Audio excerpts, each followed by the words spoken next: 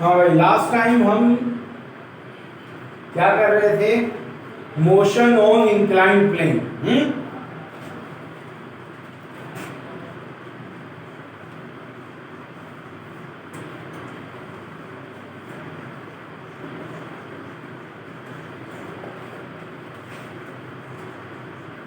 तो इसकी फिगर को मैं आज दोबारा समझा देता हूं। मोशन ऑन इंक्लाइंड प्लेन में हमने लास्ट टाइम क्या किया था कि ये हमारे पास एक हॉरिजॉन्टल सरफेस और ये फ्रिक्शनलेस इंक्लाइंड प्लेन, इस पर हमने एक मास रखा m।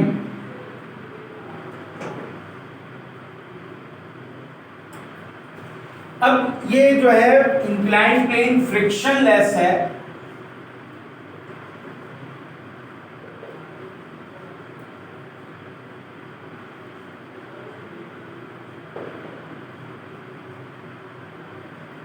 ठीक है भाई। अब इसमें हम देखते हैं जैसे ही मास रखा जाएगा ये नीचे आएगा, जबकि वेट की फोर्स एक्ट कर रही है perpendicularly downward to the horizontal surface. Weight यूं एक्ट कर रहा है और हम कह रहे हैं ये वेट की वजह से ही नीचे आ रहा है, क्योंकि नीचे जो फोर्स दिख रही है वो वेट की ही है, मगर वेट की डायरेक्शन है इधर, ये मास आ रहा है इधर, यानी इसकी एक्सेलरेशन किधर है? इस डायरेक्शन पर, यानी इंक्लाइंड प्लेन के पैरेलल है इस मास की एक्सेलरेशन। तो अब हम क्या करेंगे, ये मालूम करने के लिए कि वेट कितना एक्ट कर रहा है कितना नहीं, यानी जब किसी बॉडी पर फोर्स लगे और वो उस डायरेक्शन में ना जाए, दूसरी डायरेक्शन में जाए, तो हम क्या करते हैं बेटा, फिर हम उस फोर्स के बनाते हैं कंपोनेंट। तो अब यहां वेट के बनेंगे कंपोनेंट, जो इस मोशन के पैरेलल होगा, वेट का कंपोनेंट वो रिस्पॉन्सिबल होगा और दूसरा जाया हो जाएगा। तो अब इस पर्पस के लिए हमने क्या करना है, इस मास m के इंक्लाइंड प्लेन के हिसाब से एक्सिस ड्रॉ करते हैं। तो एक एक्सिस इस इंक्लाइंड प्लेन के पैरेलल और एक एक्सिस इस इंक्लाइंड प्लेन के परपेंडिकुलर।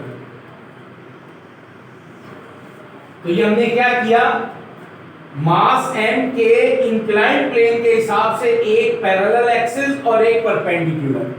अब ना तो ये हॉरिजॉन्टल है और ना ये पूरा वर्टिकल है, परपेंडिकुलर है पर किसके? इंक्लाइंड प्लेन के परपेंडिकुलर है, ठीक है ना। तो अब ये मालूम करने के लिए कि भाई कौन सा x है और कौन सा y, तो हम क्या करते हैं, इस इंक्लाइंड प्लेन को गिरा देंगे। जब इस इंक्लाइंड प्लेन को गिराएंगे तो बेटा वेट इस एक्सिस से एंगल चेंज करेगा, उतना ही एंगल होगा जितना कि इस इंक्लाइंड प्लेन का थीटा एंगल बनेगा। अगर ये 45 डिग्री है तो ये भी 45, अगर ये 30 है तो ये भी 30। यानी वेट क्या करेगा, इस एक्सिस के, कौन सा एक्सिस? जो इंक्लाइंड प्लेन के परपेंडिकुलर है उसके साथ एंगल चेंज करेगा, क्योंकि जब मैं गिरा दूंगा तो ये आहिस्ता आहिस्ता इसके साथ और फिर इसके ऊपर आ जाएगा।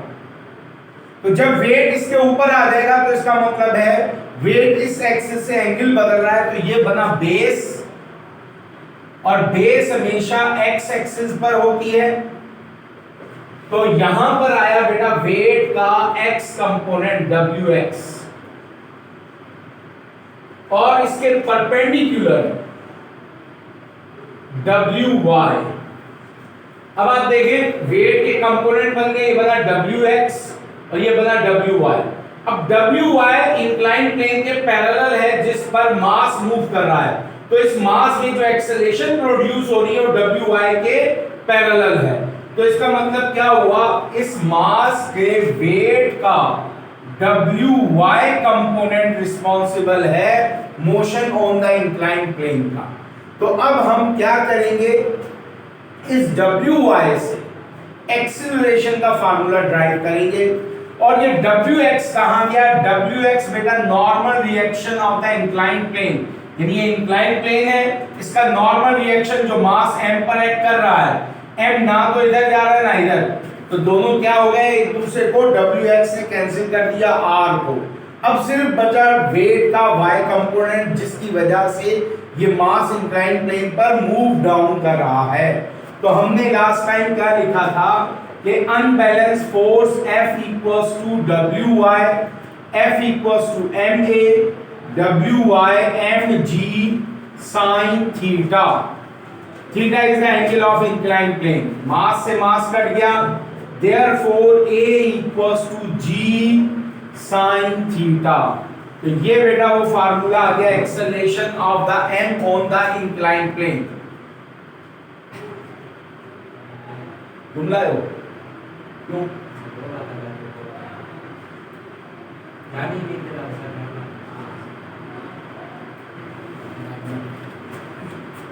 A equals to G sin theta, ठीक है बेटा।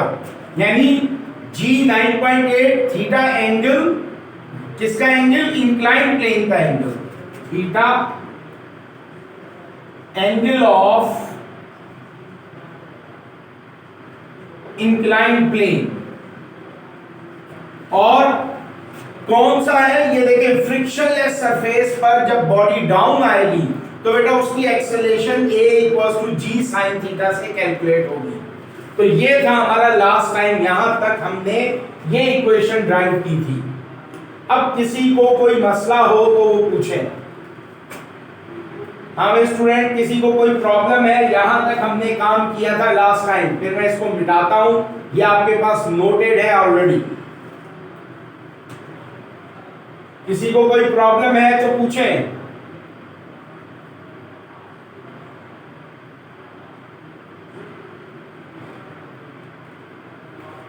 हाँ भाई, किसी को कोई मसला नहीं है, फिर मैं आगे चलूं।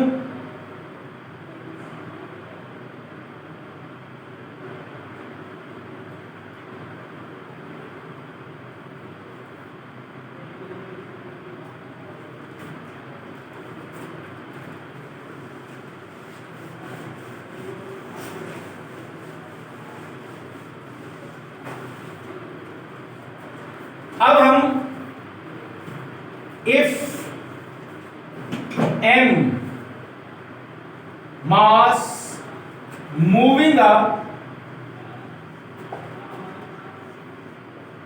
on frictionless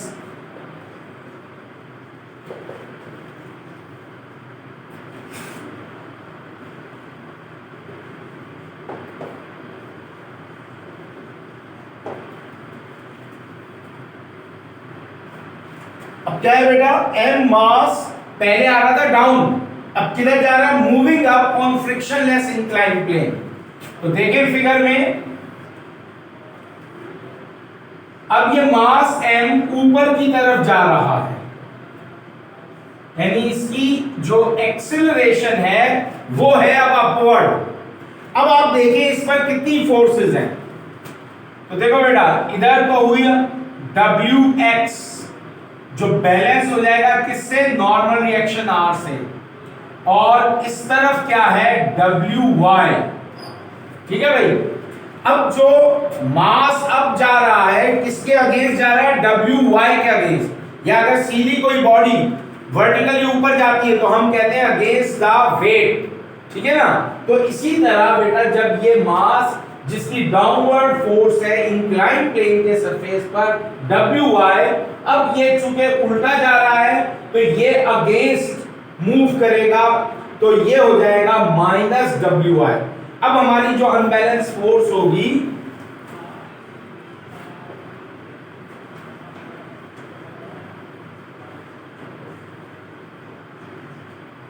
F equals to -WY, since F equals to MA, WY mg sin theta, therefore MA equals to -mg sin theta, वही मास कैंसिल हो गया, तो A equals to -g sin theta। Minus sign is against gravity। अब हम किधर कर रहे हैं बेटा? ग्रेविटी के अगेंस्ट। तो इसलिए माइनस साइन आ गया। अगर हम टूवर्ड मूव करेंगे तो पॉजिटिव आ जाएगा। ठीक है भाई, क्लियर हुआ? दोबारा सुन लें क्या है। अगर ये मास जो पहले नीचे आ रहा था अब अपवर्ड मूव करे, moving up on frictionless incline plane, तब बेटा क्या होगा? अब जो अनबैलेंस फोर्स अपवर्ड होगी F, वो किसके अगेंस्ट होगी? WY के अगेंस्ट, क्योंकि इसके अगेंस्ट फोर्स लगाएंगे जो इसको कैंसिल करेगी तभी हम ऊपर जा सकते हैं। तो अब F equals to minus WY, तो F M A WY mg sin theta, A से A कट गया, A equals to minus G sin theta, तो minus sign against gravity. Clear हो गया ये?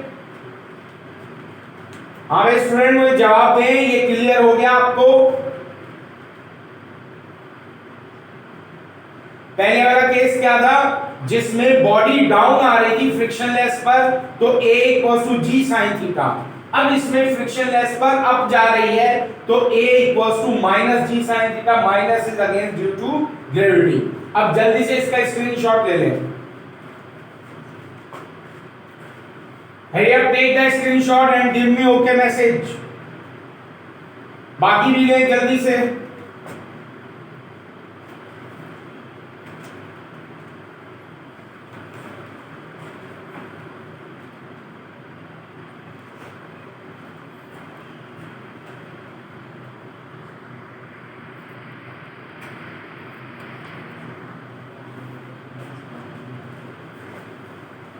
ठीक है भाई, अब मिटा रहा हूं मैं। अब हम लेते हैं बेटा फ्रिक्शन वाला surface.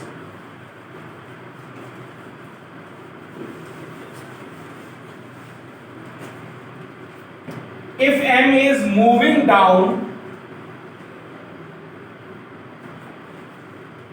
on the inclined plane having friction,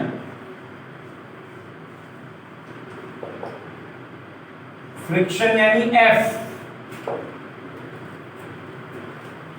अब हम पहले बेटा फिगर ड्रॉ करते हैं इसका, तो उससे क्लियर हो जाएगा कि हमारे पास फोर्सेस का एक्शन कैसे है। अब यहां पर WX और इसके अगेंस्ट R, डाउनवर्ड है WY, और बॉडी अगर डाउन ही आ रही है, ठीक है भाई, बॉडी डाउन आ रही है किस पर? Incline plane having friction. अब देखिए फ्रिक्शन की डेफिनेशन क्या थी?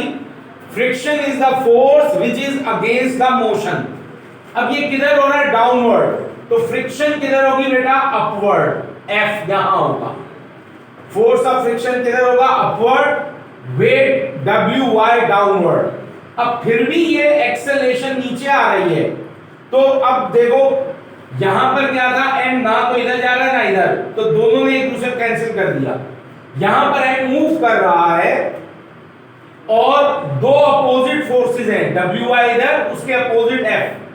तो जो बेटा जिस तरह मूव कर रहा है इस मींस वो फोर्स बढ़ गई।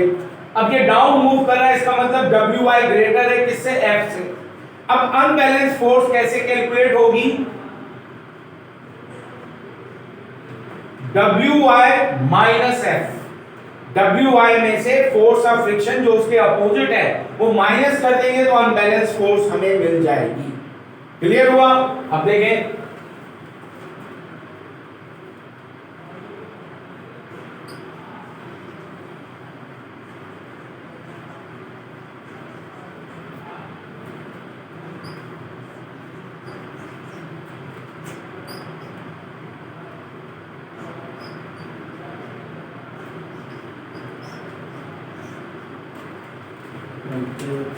एक मिनट।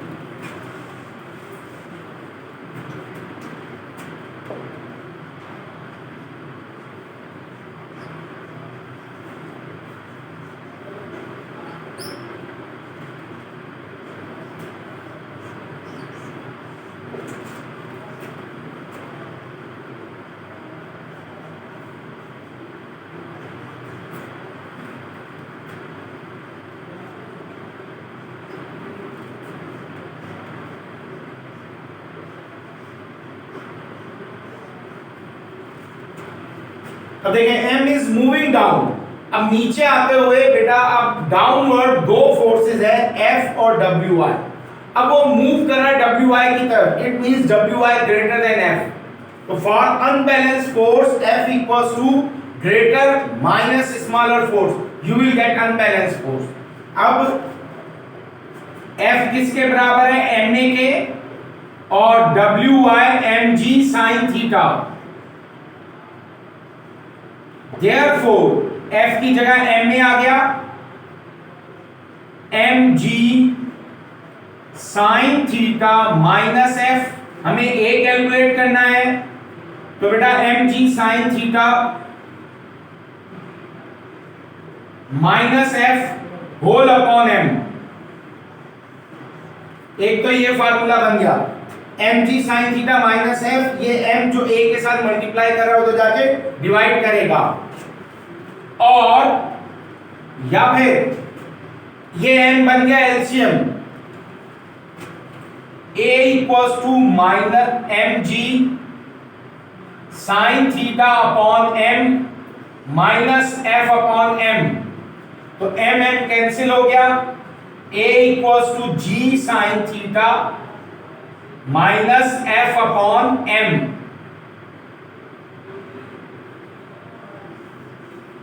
ठीक है भाई।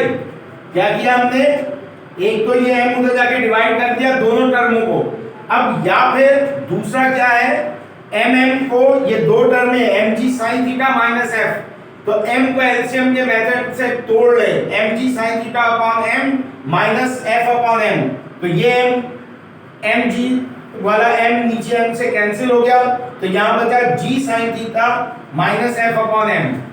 क्लियर हो गया ये क्या था बेटा, ये केस है, दो केस हो गए हमारे, एक में फ्रिक्शन लेस पर डाउन आ रहा था तो एक्सेलरेशन था g sin थीटा, उसी फ्रिक्शन लेस पर जब अप जाएगा अगेंस्ट ग्रेविटी तो a equals to minus g sin theta. अब ये केस क्या है, if m is moving down on inclined plane having friction, अब क्या है, इंक्लाइंड प्लेन पर फ्रिक्शन है और फ्रिक्शन इज अगेंस्ट मोशन, तो फ्रिक्शन बेटा अपवर्ड होगा, WI डाउनवर्ड। अब क्या है कि since m is moving down so WI greater than F, तो for unbalanced force F equals to WI minus F, F ma WI mg sin theta, तो ma equals to mg sin theta minus F, इसको जरा मैं और clear करके लिख दूं,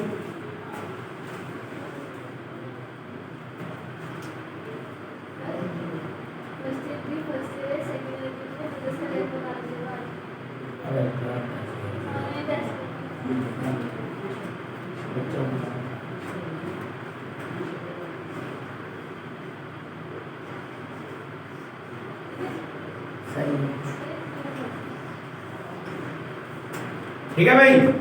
अब या फिर और ये इधर है, ये ना समझे कि इसके, और mg sin theta upon m minus f upon m, तो m से m कट गया, a equals to g sin theta minus f upon m, या ये यूज कर ले या ये एक ही बात है, तो क्लियर हो गया भाई।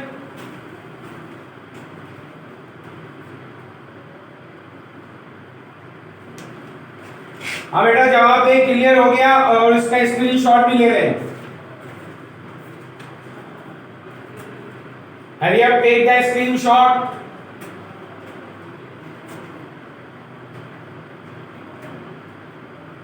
कोई सवाल पूछना हो इसमें से,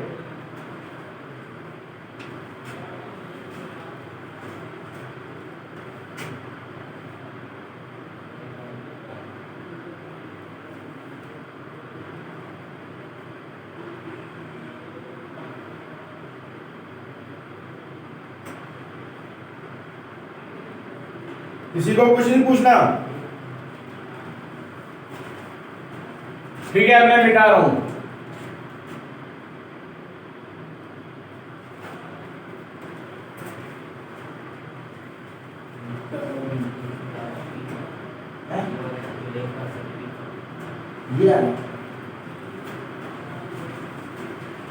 दोबारा देखिए बेटा क्या है, m mass moving down on inclined plane having friction, m मास नीचे आ रहा है यानी एक्सेलरेशन डाउनवर्ड है उस इंक्लाइन प्लेन पर जिस पर है फ्रिक्शन।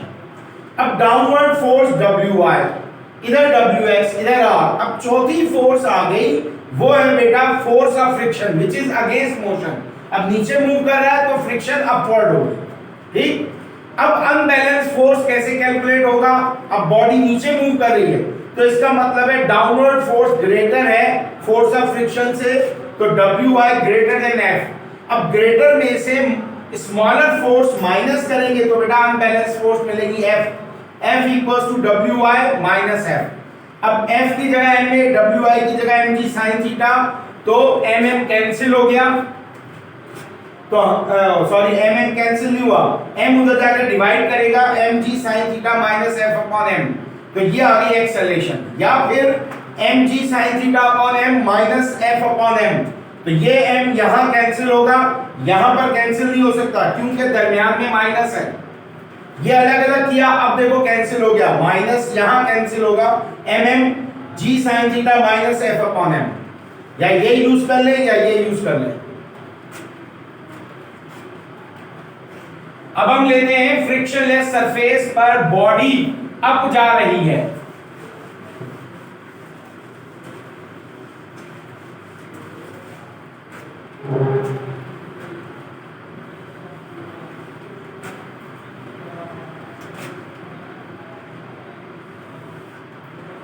अब क्या है? If m mass moving up on the inclined plane having friction, ठीक है जी। अब बेटा ये ऊपर जा रहा है तो एक्सेलरेशन अपवर्ड होगा, ठीक। तो जो हम फोर्स लगाएंगे, अब देखें हमारी फोर्स किसके अगेंस्ट होगी? Wi के अगेंस्ट, एक तो ये चीज। फिर फोर्स ऑफ फ्रिक्शन ऊपर ही रहेगी, मगर अब फोर्स ऑफ फ्रिक्शन हेल्पफुल हो जाएगी। अब जरा इधर तवज्जो करें, गौर से समझे मैं क्या कह रहा हूं। पिछले केस में हमने कहा फोर्स ऑफ फ्रिक्शन, और जैसा हम पीछे डेफिनेशन में पढ़ के आए हैं, force of friction is against motion, ठीक है जी, या पढ़ के आए। और यहां भी अभी हमने क्या कहा? Force of friction against motion है। मगर जब हम इंक्लाइन प्लेन पर ऊपर जाएंगे तो क्या होगा? ये फोर्स ऑफ फ्रिक्शन अब हेल्पफुल हो जाएगी, वो हम इक्वेशन में प्रूफ कर लेंगे। तो ये थ्योरेटिकली समझा रहा हूं कैसे हेल्पफुल होगी। तो याद करें, जब आप छोटे होते हुए स्लाइड लेते थे, स्लाइड में तो ऊपर से नीचे आना है, मगर बच्चे कोशिश करते हैं नीचे से ऊपर चढ़ने की भी, ठीक है ना। तो याद करो, जब उस इंक्लाइन या स्लाइड पर जहां खुरदुरा सरफेस रफनेस आती थी तो वहां पांव जमता था, और जहां बिल्कुल प्लेन होता था वहां पे पांव स्लिप मारता था, और जहां पर वो रफनेस खुरदरा सरफेस आता था तो वहां पांव नीचे आने से रुकता था।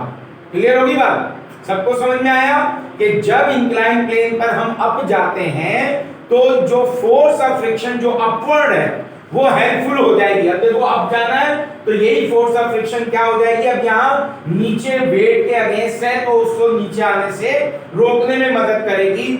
जैसा कि मैंने एग्जाम्पल में बताया कि आप अगर जो पार्क में स्लाइड होती है उस पर जब उल्टा चढ़ने की कोशिश करेंगे, जहां बिल्कुल प्लेन होगा वहां आपका पांव स्लिप करेगा, और जहां पर रफनेस आएगी वहां पर पांव अटक जाएगा। तो इसका मतलब क्या हुआ? फ्रिक्शन ने आपको नीचे आने से रोका, ठीक है जी। तो अब बेटा यहां पर अनबैलेंस फोर्स किधर होगी? अपवर्ड होगी। अब यहां पर क्या होगा? मूविंग अप, सो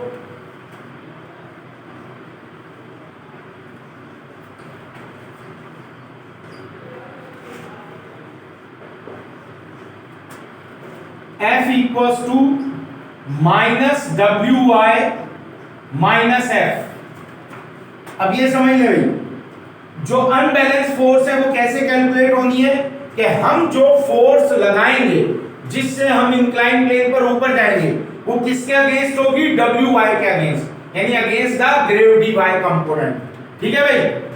तो और फ्रिक्शन एज यूजुअल वही रहा, माइनस F वही अगेंस्ट द मोशन, अब देखो इन दोनों में आप माइनस कॉमन ले लें तो क्या बना WY प्लस F। अब माइनस साइन क्यों है? जब we are going against the gravity, हम ऊपर जा रहे हैं ग्रेविटी के अगेंस्ट, इस वजह से ओवरऑल आ गया माइनस साइन। मगर जो हम फोर्स लगाएंगे वो WY के अगेंस्ट और फोर्स ऑफ फ्रिक्शन उसमें ऐड हो जाएगी। जो अभी कुछ देर पहले आपको समझाया था कि जब अप जाते हैं तो फोर्स ऑफ फ्रिक्शन क्या हो जाती है? हेल्पफुल हो जाती है। ये क्यों आया? देखो बेटा, मैंने अभी बताया था कि जब आप स्लाइड पर उल्टा चढ़ेंगे तो जहां पर खुरदुरा सरफेस आएगा, खुरदुरा सरफेस का मतलब जहां रफनेस होगी, इंक्लाइन प्लेन जहां से टूटी फूटी होगी, उसका सरफेस सही नहीं होगा, प्लेन नहीं होगा, तो प्लेन पर तो फिसलता है नीचे। जहां पर रफनेस आती है वहां पर पांव नीचे नहीं स्लिप होता, तो इसका रफनेस की वजह से फ्रिक्शन होती है। तो इसका मतलब क्या हुआ? रफनेस यानी फ्रिक्शन अब आपकी हेल्पफुल है ऊपर जाने में। अब देखो आपने फोर्स लगाई WY के अगेंस्ट ऊपर जाने के लिए, ठीक है जी, और माइनस है वही अगेंस्ट द मोशन की वजह से आ गया। अब माइनस माइनस कॉमन ले लिया तो क्या बन गया? WY plus F। जो भी कुछ देर पहले समझाया कि on going up on the inclined plane the force of friction will be helpful, तो ये हेल्पफुल हो गई। ठीक है भाई, क्लियर हुआ? क्लियर हो गया भाई?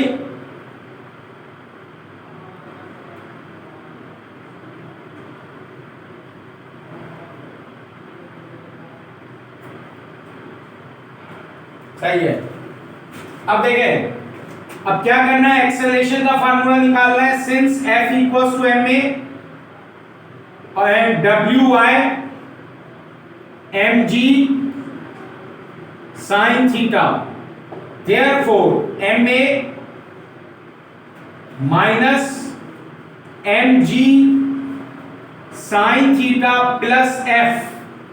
अब ये m इधर होल को डिवाइड करेगा, a equals to minus mg sin theta plus f whole upon m,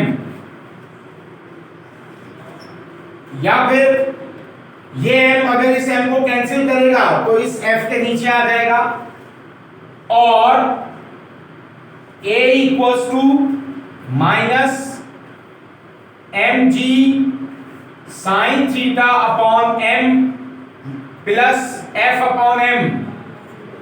तो m से ये m कैंसिल हुआ, a equals to minus g sine theta plus f upon m। तो ये हो गया बेटा वो फार्मूला जिसमें बॉडी जो है इंक्लाइन प्लेन, फ्रिक्शन वाले इंक्लाइन प्लेन पर अप जाएगी। तो अब इसका स्क्रीनशॉट ले लो बेटा जल्दी से।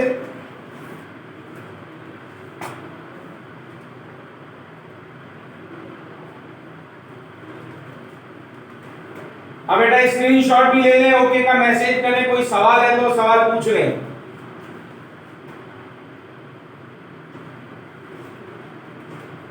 बेटा कोई क्वेश्चन है इसको गौर से देखो, कोई मसला है तो पूछो, सो नहीं।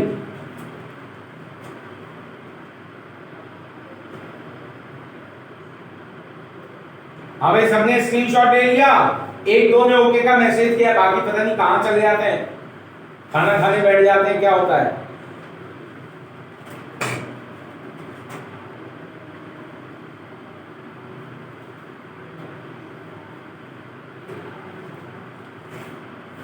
दोबारा सुन ले, क्या था हमारे पास? मास m फ्रिक्शन लेस और फ्रिक्शन वाले सरफेस पर ऊपर जा रहा है। जब फ्रिक्शन वाले सरफेस पर ऊपर जाएगा तो WY के अगेंस्ट फोर्स लगाएगा, और फोर्स ऑफ फ्रिक्शन जो कि अगेंस्ट मोशन है, तो हमारे पास अनबैलेंस फोर्स होगी minus WY, force exerted by the mass against gravity, minus F as a force of friction against motion. अब minus minus common, WY plus F, यानी अब at on going up at an inclined plane having friction, the friction will be helpful, so F will be added with WY, F ma WY mg sin theta, on putting the values ma equals to minus mg sin theta plus m, So this m of the mass A will divided at the right side. On cancelling the mass mg sin theta with m, you will get g sin theta plus f upon m. तो ये हमारी या तो ये use करें equation, either use this और use this, तो ये हमारी इक्वेशन हो गई। अब हम देखते हैं बेटा एंगल फैक्टर का यहां पर क्या ताल्लुक है इंक्लाइन प्लेन के। कुछ स्टूडेंट ने सवाल किया था कि prove that the acceleration of the body on the incline plane independent of mass. तो बेटा हमारे पास जो फार्मूला है a equals to g sine theta, ये बेसिक फार्मूला है, ठीक है। तो इसमें देखो इस फार्मूले में कहीं भी मास नहीं है, यानी हमारे एक्सेलरेशन के फार्मूले में मास है ही नहीं। तो acceleration on the incline plane only depends at the angle. तो एक्सेलरेशन इंक्लाइन प्लेन पर सिर्फ एंगल पर डिपेंड करेगी, मास पर नहीं करेगी।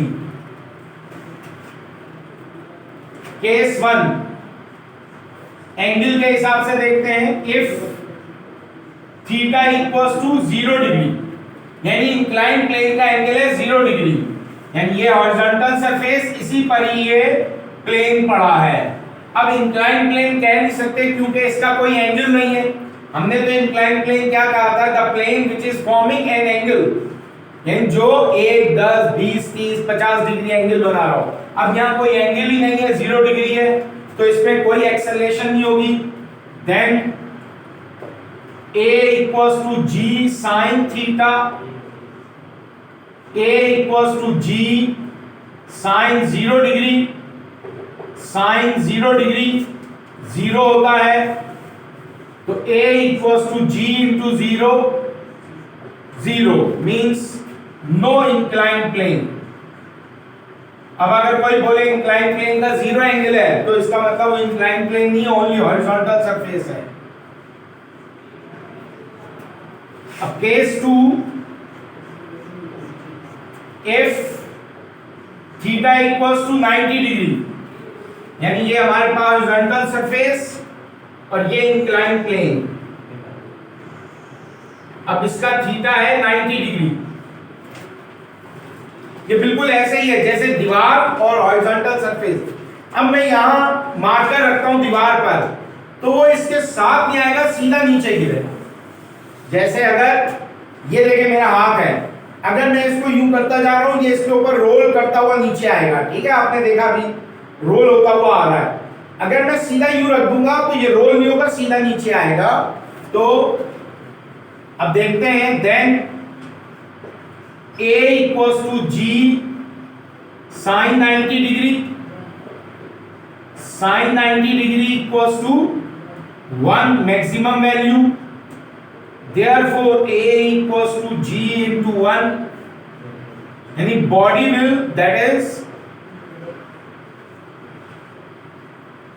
Will fall freely,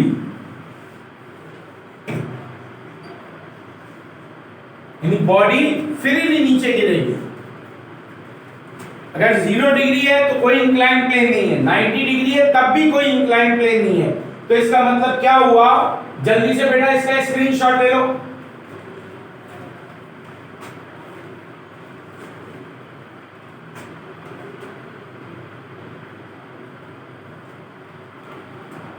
Hari up take the screenshot. ये समझ में आ गया कि 0 डिग्री अगर होगा तब भी कोई इंक्लाइन प्लेन नहीं, 90 डिग्री होगा तब भी कोई इंक्लाइन प्लेन नहीं है। तो इसका मतलब क्या हुआ, the theta of incline plane greater than 0 less than 90, यानी इंक्लाइन प्लेन का एंगल ना तो 90 हो सकता है ना 0, वो 0 से बड़ा 1 2 3 और 89 तक होगा। 89 is the last angle of inclined plane.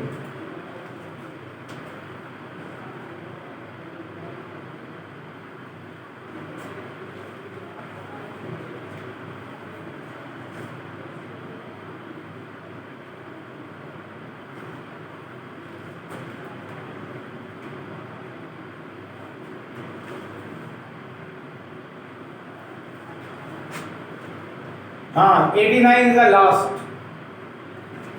अब इस बात को हम कैसे लिखेंगे बेटा? सो थीटा ऑफ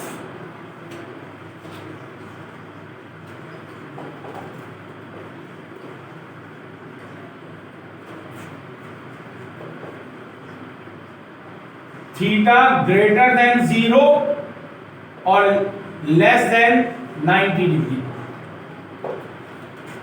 तो ये भी जल्दी से स्क्रीनशॉट ले लें। तो थीटा ऑफ इंक्लाइंड प्लेन क्या होगा? 0 से बड़ा और 90 से छोटा। तो ये बेटा हमारा इंक्लाइंड प्लेन कंप्लीट हो गया। कल सब बुक और कैलकुलेटर रखना, इससे रिलेटेड प्रॉब्लम है, बहुत इंपॉर्टेंट है, अक्सर एग्जाम में आती रहती है। अब ये 89.99 ये कैलकुलेट नहीं हो सकता, हो तो जाएगा मगर इन चीजों में ये चीज नहीं आएगी। 89.99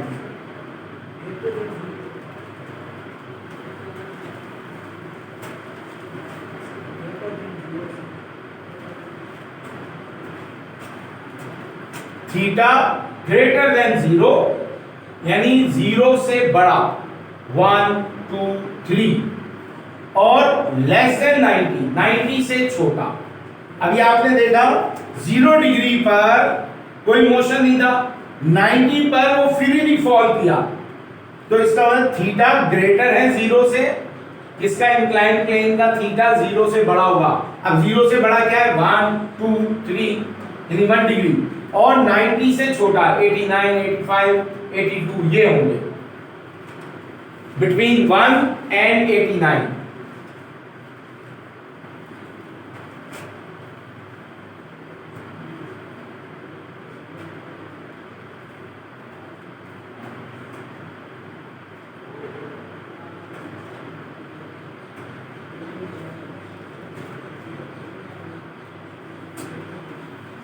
ठीक है भाई, ओके।